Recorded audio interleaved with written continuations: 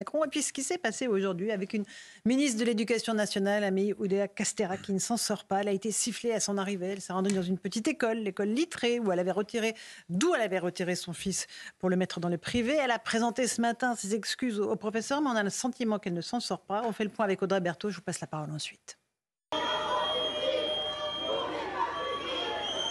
Une arrivée sous les sifflets, casserolades et huées pour Amélie Oudéa-Castéra. Syndicats et enseignants attendaient ce mardi matin la nouvelle ministre de l'Éducation nationale. Amélie Oudéa-Castéra a tenté d'éteindre la polémique autour de la scolarisation dans le privé de ses enfants. Un choix et une justification qui ne passent toujours pas pour les syndicats. Les enseignants de l'école Littré qui travaillaient dans cette école en 2009 se sont sentis insultés et c'est tout à fait normal, mais c'est l'ensemble de la communauté éducative qui s'est sentie insultée. La ministre a pu échanger avec les professeurs et l'équipe dirigeante de l'établissement où était scolarisé son fils aîné. À sa sortie, elle a fait son mea culpa. J'ai pu revenir sur ces excuses que je leur devais de les avoir blessés. J'ai pu aussi réévoquer le fait que je regrettais de les avoir cités nommément. Quelques heures plus tard, interpellée à l'Assemblée, la ministre a dû à nouveau se justifier. Donc ma question, Madame la ministre de l'Enseignement privé, est simple. Quand allez-vous clore ce chapitre? Quand démissionnerez-vous? Depuis vendredi, j'ai tout entendu. Les leçons de morale sur l'école publique de la part de ceux qui mettent leurs enfants dans l'école privée, l'agressivité de ceux qui rêveraient de raviver une guerre entre l'école publique et l'école privée. Guerre qui n'existera pas. Et ce week-end, c'est mes valeurs éducatives de maman qui ont même été mises en doute. En plus d'une démission exigée par l'opposition, une plainte en diffamation a été déposée par un syndicat enseignant. Difficile, Catherine Ney, de se maintenir dans telles conditions pour Amélie Oudéa-Castéra. Parce que Pam Ndiaye, lui aussi, il avait ses enfants dans une école privée, je veux dire... Alsacienne, et on ne lui posait pas de questions. Est-ce que c'est parce qu'il était de gauche, issu de la gauche? Est-ce que c'est... Voilà, c'est plus facile quand c'est une... Bien sûr, une personnalité de femme gauche. d'un ex-banquier. Vous voyez, il y a ça qui joue aussi vis-à-vis de... Bon, alors, mais... C'est une femme assez exceptionnelle puisque c'est grande championne de tennis et puis énarque, ce qui est assez bon, mais ça ne en fait pas une politique qui a l'habitude. Bien entendu. Et donc, bon, mais c'est une gaffe. Mais est-ce que ça va durer longtemps? Est-ce qu'elle a mérite l'émission? Mais ça va être drôle, ça va être difficile parce que elle arrivait dans un ministère où il y avait la paix, où Gabriel Attal avait su tout à fait subjuguer les syndicats. C'est très important. Ouais. Et puis là, il y a un peu c'est un peu dommage, quoi. C'est peut-être pas un bon choix. Puis à la fois s'occuper des Jeux Olympiques et puis ça fait beaucoup un peu pour elle. trop. Oui, Alexandre Devecchio, ce qui révulse les Français, d'ailleurs, ça les intéresse beaucoup cette polémique. C'est toujours cette élite qui met ses enfants dans les écoles privées, puis qui dit le public c'est bon pour vous. C'est bon pour vos enfants. Ça, les Français supportent. Elle est révélatrice. Et d'ailleurs, la manière dont elle s'est défendue, à mon avis, ne correspond pas à son cas à elle, mais quand même révélatrice d'une situation où l'école publique va en réalité très mal et où beaucoup de Français, même des Français de classe moyenne, mettent leurs enfants en école privée. Alors, pas les mêmes écoles privées que Mme Oudéa-Castéra, hein, des écoles privées selon leurs moyens, mais justement pour les préserver de l'insécurité, pour les préserver de l'absentéisme, pour retrouver une forme de rigueur et d'autorité. Et ça s'inscrit même dans une question plus large des services publics. C'est exactement la même chose à l'hôpital. Et la question maintenant, c'est qu'est-ce qu'on fait pour ceux qui n'ont pas les moyens de payer deux fois? C'est là où, puisque Oudéa-Castéra a sorti ce débat-là, à mon avis, qui ne correspond pas du tout à sa situation à elle, mais on l'attend en tant que ministre de l'Éducation nationale là-dessus.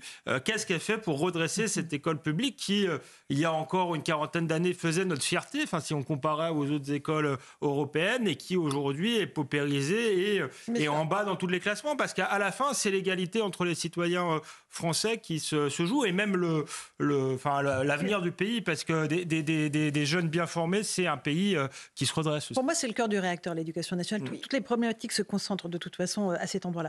Que pensent les Français? Qu'est-ce qu'il faut changer à l'éducation nationale? Stéphanie Rouquier leur a posé la question. Écoutez. Pour ces parents d'élèves d'Aix-en-Provence, l'absentéisme des professeurs est aujourd'hui le problème majeur dans l'éducation nationale. Il manque beaucoup de maîtres et de maîtresses. Quand ils sont absents, il n'y a pas de remplacement.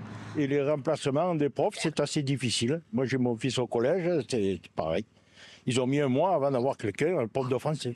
Moins d'absence, plus de remplacements, voilà, plus plus d'empathie peut-être au niveau de la prise en charge des enfants aussi.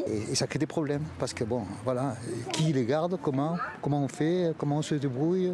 Bon, les enfants, ça peut créer un certain désordre parce que les enfants, ils aiment bien ce qui est, malgré tout, ce qui est un peu carré, quoi. Autre problématique abordée par ces familles, le manque de moyens. On a fait plein de polémiques sur les abayas et sur la tenue des jeunes filles, sauf qu'en fait, le plus important pour les élèves, c'est d'être bien encadrés, avec des professeurs déjà bien payés et des moyens pour l'éducation nationale. Après, si on pouvait réduire le nombre d'enfants par classe de manière globale partout en France, ce serait bien. Ces parents d'élèves se tournent désormais vers la nouvelle ministre de l'Éducation nationale. Loin des polémiques, ils attendent désormais des avancées rapides. Toiti, toutes les problématiques sont dans l'école. C'est sûr, mais on en revient sur le problème de la dépense publique. C'est-à-dire que n'oublions pas que le premier poste de dépense publique de l'État, c'est l'éducation nationale. C'est l'éducation nationale la plus chère du monde. C'est nous qui l'avons.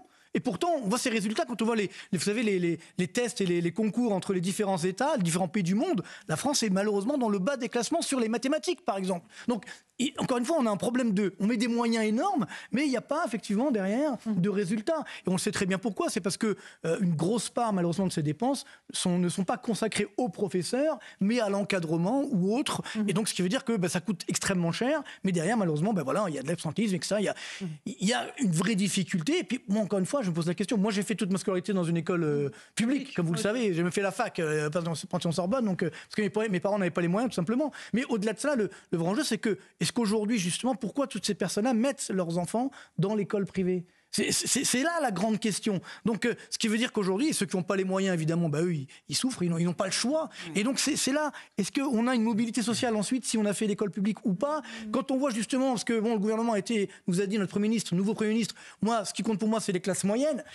Même si c'est un couac, je suis d'accord avec vous, ça longue à fourcher, mais tout de même, ça commence mal. Les classes moyennes ont fait ce distinguo, c'est un petit peu dangereux. Il a parlé cet après-midi, Gabriel Attal, à l'Assemblée nationale, le nouveau chef du gouvernement. Il a parlé de l'autorité à l'école, Catherine Ney. Il a dit, on va réinstaurer l'autorité à l'école. Oui, mais c'est justement quand on regarde les résultats de l'enquête PISA. Alors c'est vrai qu'on a beaucoup baissé en français, en mathématiques, enfin tous les fondamentaux.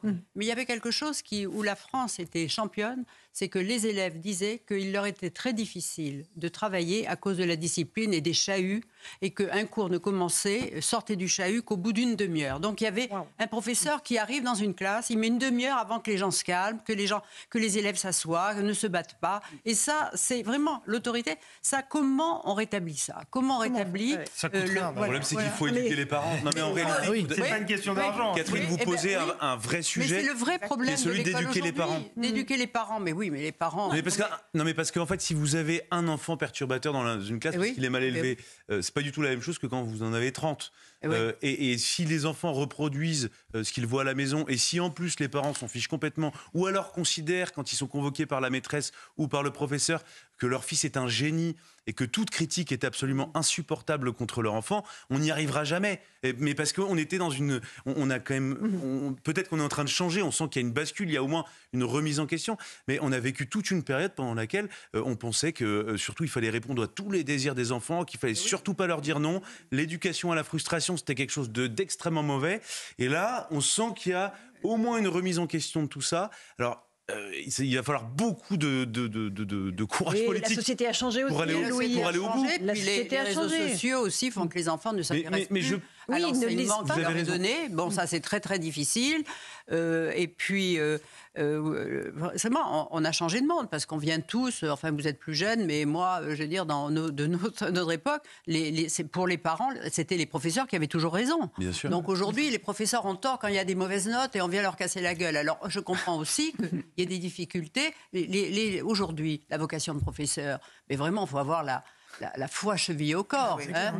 Et ce qui est terrible, c'est que des types formidables comme le professeur Paty, comme le professeur Bernard aient été, alors qu'ils se consacraient à leurs élèves, mais que des gens comme ça aient été tués. Et bien, vous voyez, ceux qui sont médiocres et qui n'ont pas la foi chevillée au corps, qui n'ont pas cette vocation-là, ils n'ont pas envie d'être professeurs. Parce qu'ils ont peur de leur classe aujourd'hui. C'est ça le vrai problème. C'est le problème numéro un. On écoute juste Gabriel Attal, je vous passe la parole ensuite Rachel Kahn sur l'autorité à l'école. Je veux continuer à m'engager pour l'école de la République. J'ai eu l'occasion de fixer un cap, de prendre de premières décisions en tant que ministre de l'Éducation nationale et de la jeunesse. Ce cap sera évidemment tenu. Nous devons remettre de l'exigence et de l'excellence à tous les étages. L'école n'est pas un tapis roulant sur lequel on se pose et on passe de classe en classe sans vérifier si on a le niveau.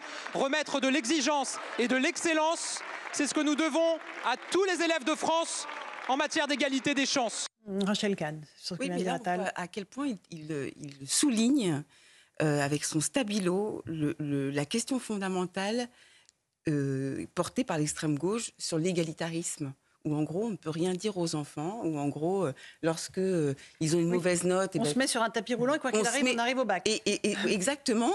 Et puis surtout, il n'y a plus finalement ce désir d'apprendre, ce désir de faire des efforts, cette méritocratie justement.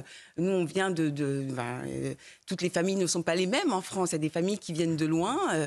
Et donc, d'aller ouvrir une bibliothèque pour apprendre. Et en fait, c'est ça que symbolisait Dominique Bernard lorsque sa femme a fait a lu en fait le discours pour son dernier voyage.